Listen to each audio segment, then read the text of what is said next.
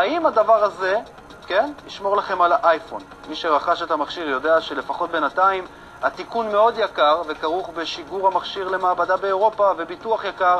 תכף נעשה מבחן ריסוק עם הדבר הזה שהמשווק מבטיח יגן על המכשיר שלכם גם אם ייפול משלוש קומות למשל. נבדוק את זה.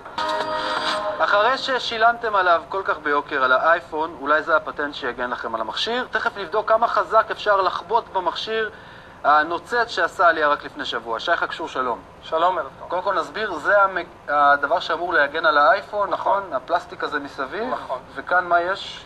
כאן זה המסך בעצם. זה המסך עצמו. נכון. עכשיו, כמה חזק אפשר לזרוק את זה על הרצפה? אתה יכול לנסות, ושהצופים בבית יחליטו. כמה הוא עולה? חזק. המגן הזה? המגן הזה עולה 200 ש"ח כרגע. אוקיי. אני זורק. אוקיי, מוכנים? זה היה חלש. אפשר עוד פעם? תן חזק? אתה יכול לזרוק לשם. יש אחריות? יש אחריות, תזרוק. עומרי, אתה יכול... כנס. מדהים. לא קרה כלום. לא קרה כלום, הכל עובד. בינתיים המכשיר עובד. הייתי ככה עוד עדין יחסית. רגע, תזרוק בעולם... שוב פעם. לא, תכף, אבל תן לי להבין. כמה כאלה יש בארץ?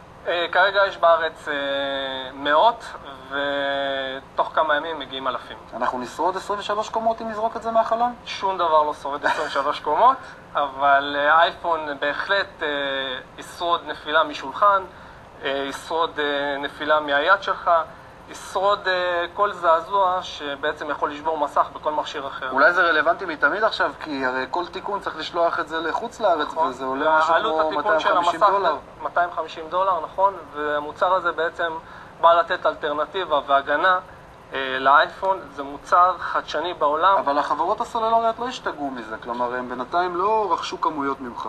לפעמים האינטרס של חברות הסלולר כן. ושל הצרכן הישראלי לא מגבילות. אוקיי. בינתיים זה עובד. בינתיים זה עובד, וזה יעבוד, וזה... כל פעם שזורקים את זה מחדש, אתה צריך לראות את הבעת פנים על זה שזרקת מולו. הבנתי שעשית את זה לדני רוב בחוץ, הוא כמעט קיבל שבת. דני רוב כמעט קיבל שבת. הוא אמר שאני עם האייפון... אוקיי, טוב, אז זה בינתיים שרד את כל מבחני הריסוק שלנו. תודה רבה. תודה רבה.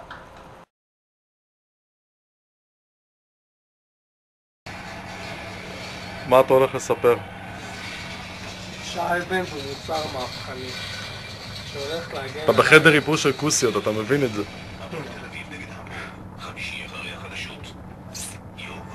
רגע, מה זה שידור חי? מה נעשה? בסוף 2009 אדם חרדי אמור להישפט גם אני איתו ליד הרון? יש לך פה תאיבה?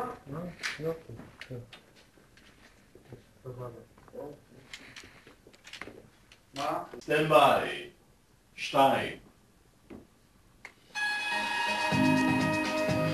אחרי ששילמתם עליו כל כך ביוקר על האייפון, אולי זה הפטנט שיגן לכם על המכשיר. תכף נבדוק כמה חזק אפשר לחבוט במכשיר הנוצץ שעשה עליה רק לפני שבוע. שי חקשור, שלום. שלום. קודם כל נסביר, זה